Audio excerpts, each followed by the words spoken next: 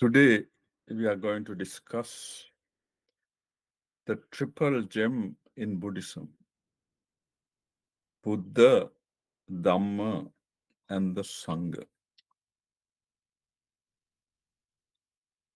Buddhism is the teaching of Lord Gautama Buddha, who lived and taught in India during the 6th and 5th century before Christ. While meditating under a tree in a place called Bodh Gaya in India, the Buddha attained enlightenment as a Samma Sambuddha through the realization of the Four Noble Truths with no assistance from any teacher. And the Buddha was 35 years old. Having gained enlightenment as a Samma Sambuddha, the Buddha decided to teach the Buddhist doctrine and the path of liberation from suffering that the Buddha discovered through enlightenment to others so that they could also cultivate the same path of liberation and free themselves from suffering.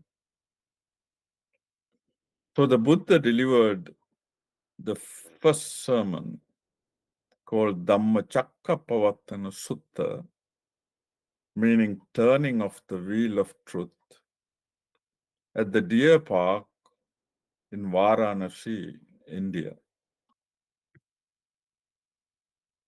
The Four Noble Truths that the Buddha realized during the process of enlightenment are the truth of universal suffering, dukkha satcha, the truth of the origin of suffering, samudaya satcha, the truth of the cessation of suffering, nirodha satcha, and the truth of the path leading to the cessation of suffering, magga satcha. And having gained enlightenment at the age of 35, for the next 45 years, the Buddha continued to teach the Buddhist doctrine until the Buddha passed away at the age of 80.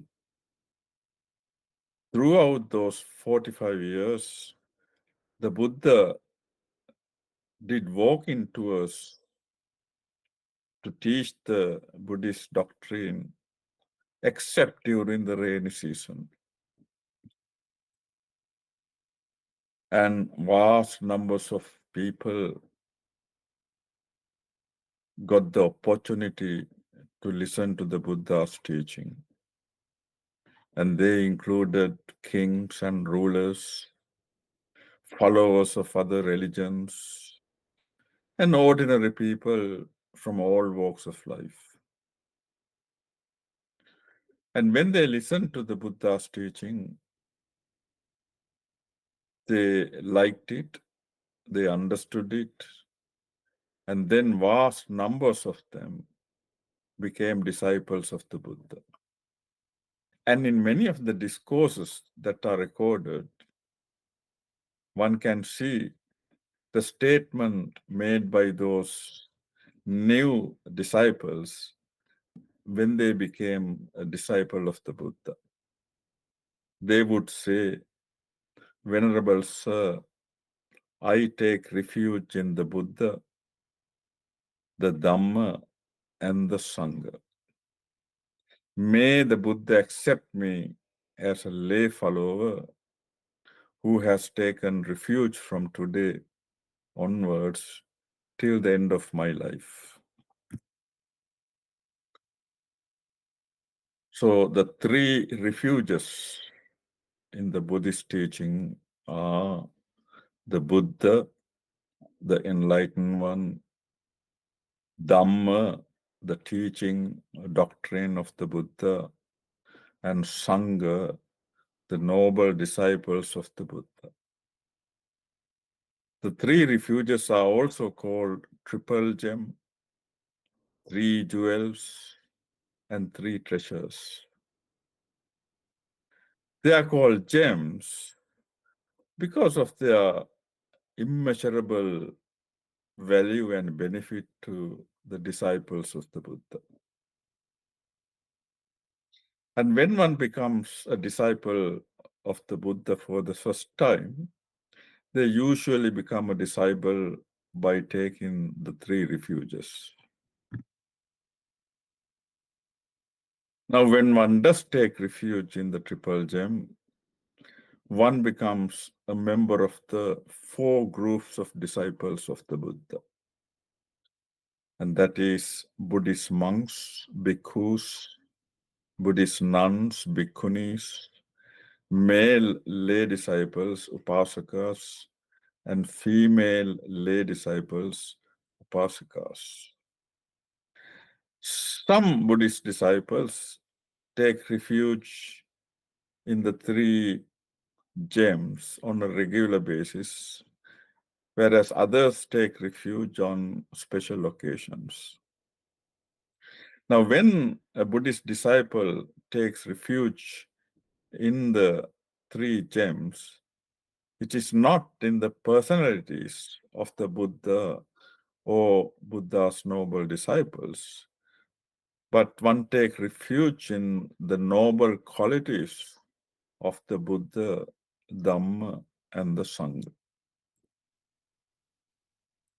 Now, when one takes refuge in the three gems, one usually first pays homage to the Buddha by repeating the Pali stanza, Namo Tassa Bhagavato Arahato Samma Sambuddhassa.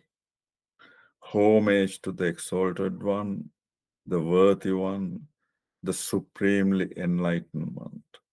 And this is usually repeated 3 times. And then one takes the refuge by repeating the Pali stanzas. Buddhang Saranang Gacchami. I go to Buddha for refuge. Dhammang Saranang Gacchami. I go to Dhamma for refuge. Sanghang Saranang Gacchami. I go to Sangha for refuge. And these 3 stanzas are also repeated 3 times. Now, the first gem, the first refuge is the Buddha. The Buddha means the awakened one or the enlightened one. And because we are currently in the dispensation of the Lord Gautama Buddha, whenever we say Buddha, we refer to Lord Gautama Buddha. In the Buddhist literature, 3 types of Buddhas are mentioned. The Samma Sambuddha, a silent or Pacceka Buddha, and a Savaka or disciple Buddha, who is also known as an Arahant. Now, a Samma Sambuddha gains enlightenment as a Samma Sambuddha through the realization of the Four Noble Truths by his own effort, with no assistance from any teacher. And having gained enlightenment as a Samma Sambuddha, the Samma Sambuddha is able to teach the Buddhist doctrine and the path of liberation from suffering to others so that they can also cultivate the same path and liberate themselves from suffering. The silent Buddha or Pacceka Buddha also realizes the Four Noble Truths by his own effort with no assistance from any teacher. But having become a Pacceka Buddha, he is unable to teach the Buddhist doctrine or the path of liberation to anyone else. Now, a Savaka or disciple Buddha is a disciple who has learned the Buddhist doctrine and the path of liberation from a Samma Sambuddha, and having cultivated that path, has realized the Four Noble Truths and gained enlightenment. So when we take the refuge, we usually refer to a Samma Sambuddha.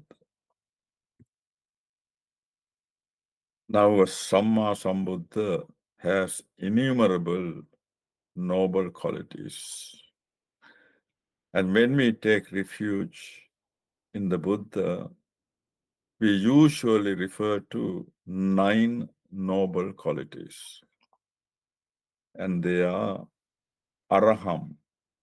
The Buddha has eradicated all mental defilements and has maintained pure thoughts, words, and actions.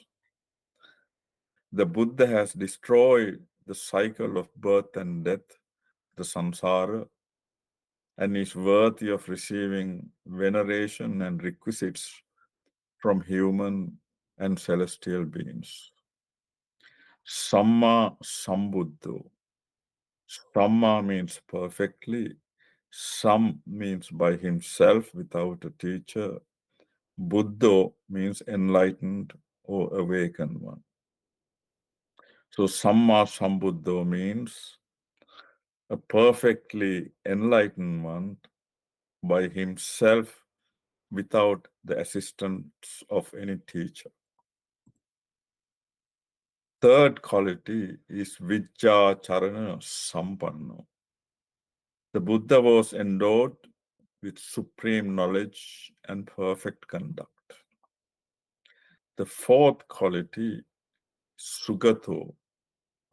The Buddha, having discovered the correct path, that is the Noble Eightfold Path, went on that correct path.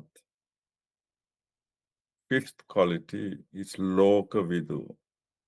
The Buddha had perfect knowledge of all the existing worlds. Sixth quality is Anuttaro Purisadhamma Sarati. The Buddha was the incomparable trainer of beings who were tamed through the Buddha's wisdom and great compassion. The seventh quality is Satta Deva Manussanam. The Buddha was the teacher and the leader of human and celestial beings. The eighth quality is Buddho. The Buddha was the awakened one by realizing the Four Noble Truths with his own effort, and then was able to teach the Buddhist doctrine to others. And the ninth quality is Bhagava, the blessed one, the noblest of the noble. Now, the second gem is Dhamma, that is the Buddha's teaching. The Buddha's teaching that the Buddha taught during the 45 years is believed to consist of around 84,000 items. Now, 3 months after the Buddha's passing away, a Buddhist council was held, attended by 500 enlightened Arahant monks who had learned the Buddha's teaching directly from the Buddha.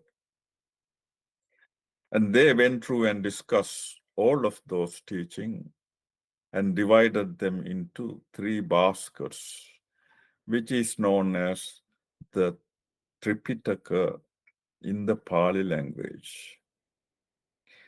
And it is believed that Pali language was the spoken language in that region of India where Buddha lived and taught in the 6th and 5th century before Christ.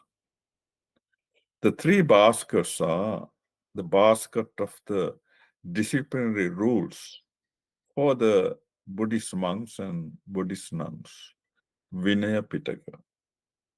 The second basket contains all the discourses delivered by the Buddha, Sutta Pitaka.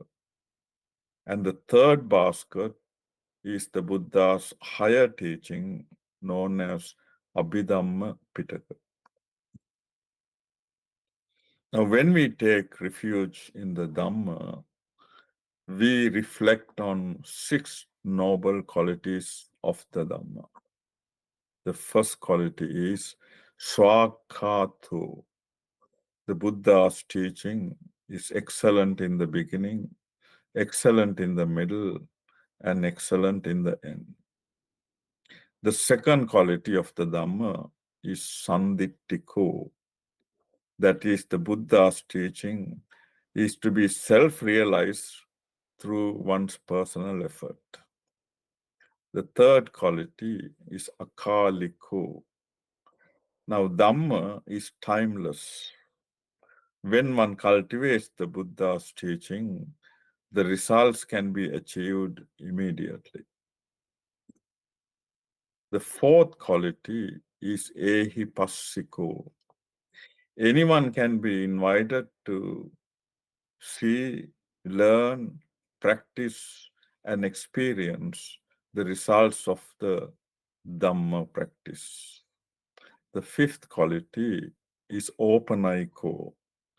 The Buddha's doctrine is suitable to be brought inside oneself and to be experienced within oneself. And the sixth quality of the Dhamma is Pachattam Veditabbo Vinyuhi. The Buddha's doctrine is to be practiced and realized individually by each person, depending on one's maturity of wisdom. The third gem is the Sangha. Now, the Pali word Sangha means community, assembly, group, or association. Now, the Sangha refers to the noble Sangha that includes 8 individuals. Now, when one cultivates the Buddhist path of liberation, one gains enlightenment through 4 supramundane stages. And each stage can have 2 individuals, one who is on the path of that stage and one who has attained that path. So the first stage is stream entry, Sotapanna. So one is either on the path to stream entry or has attained the fruition of stream entry. The second stage is one's returner, Sakadagami. One is on the path to Sakadagami and one has attained the fruition of Sakadagami. Third stage is non-returner, Anagami. One is on the way to Anagami and one has attained the fruition of Anagami. The last and final stage is Arahant. So there are 2 individuals. One is on the path to Arahanthood and one who has attained the fruition of Arahanthood. So usually when we say Sangha, the Sangha refers to these 8 noble individuals. But at the present time, when we refer to Sangha, we refer to the community of Buddhist monks and nuns who are conventional Sangha. And when we take refuge in the Sangha, we reflect on 9 noble qualities of the Sangha. The first quality is Supatipanno, and that means the Sangha are in the practice of the perfect path to Nibbana, and that is the Noble Eightfold Path. Second quality is Ujjupatipanno. The Sangha are in the practice of the straight path to Nibbana. Third quality is Nyaya Patipanno. The Sangha are in the practice of the only path to Nibbana. The fourth quality is Samichi Patipanno. The Sangha are in the practice of the path worthy of veneration by others. Fifth quality is Ahuneyo. The Sangha are worthy of receiving offerings brought even from far away places. The sixth quality is Pahuneyo. The Sangha are worthy of receiving offerings that are specially made for visiting relatives and friends who are traveling from faraway places. The seventh quality is Dakhineyo. The Sangha are worthy of receiving offerings that are offered by the devotees, expecting to receive benefits in future lives. And the eighth quality is Anjali Karaneyo. The Sangha are worthy of receiving reverential salutations from others. For example, by holding both hands over one's head. And the ninth quality is Anuttaram Punyaketham Lokasa. The Sangha are an incomparable fertile field in the world where devotees can plant the seeds of merit through various meritorious acts. Now, when one takes refuge in the triple gem by repeating those stanzas, it's important that one knows the meaning of the qualities. There are 24 qualities that we discussed about, 9 qualities of the Buddha, 6 qualities of the Dhamma, and 9 qualities of the Sangha. If one just repeats the Pali stanzas without knowing their real meaning, there is no real benefit.